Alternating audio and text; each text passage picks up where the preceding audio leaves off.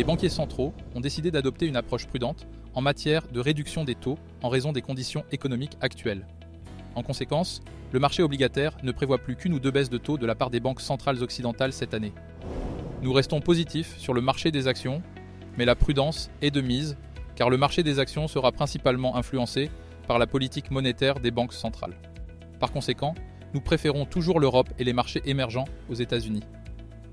L'or devrait rester un actif attractif dans cet environnement d'incertitude, entre conflits géopolitiques et ajustement de la politique monétaire.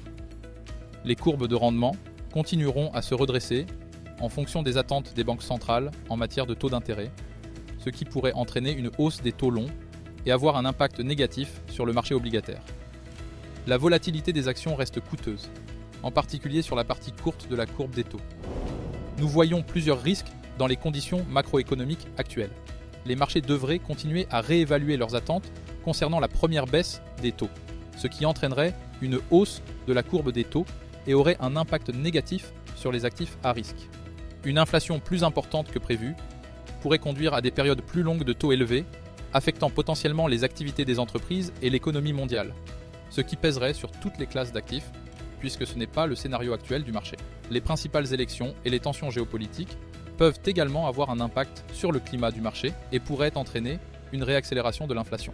Dans cet environnement caractérisé par l'incertitude due à une inflation trop forte, des taux élevés et des tensions géopolitiques croissantes, nos recommandations s'articulent ce mois-ci autour de deux thèmes principaux. Les confinements liés au Covid et les avancées technologiques ont accéléré la transformation de la main-d'œuvre mondiale.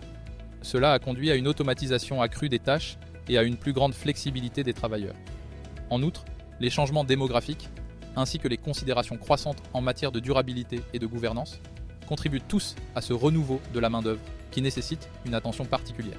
Cette tendance à long terme, mise en évidence par ce thème, n'a pas encore atteint sa pleine mesure et crée des opportunités pour les investisseurs à long terme grâce à des produits de plus longue durée. Une combinaison de facteurs indique un prochain cycle de fusion-acquisition dans le secteur des biotechnologies. L'épuisement des brevets des grandes sociétés pharmaceutiques, l'apparition de nouveaux traitements et marchés, tels que l'obésité, le Covid entre autres, la reprise de l'activité sur le marché intermédiaire, des rendements futurs plus faibles qui favorisent les activités de fusion-acquisition. L'activité de M&A est en hausse depuis fin 2023 et devrait se poursuivre en 2024. Les sociétés cibles potentielles de fusions-acquisitions sont de bons investissements au sein d'une structure autocallable. La volatilité supplémentaire, liée à leur plus petite taille, est compensée par la possibilité d'une prime de contrôle, ce qui se traduit par une performance plus élevée et une probabilité accrue de déclenchement anticipé de l'autocall. Ces idées nous fournissent une boussole pour naviguer dans les eaux financières complexes actuelles. Merci de vous être joints à nous aujourd'hui. Jusqu'à la prochaine fois, restez informés et restez curieux.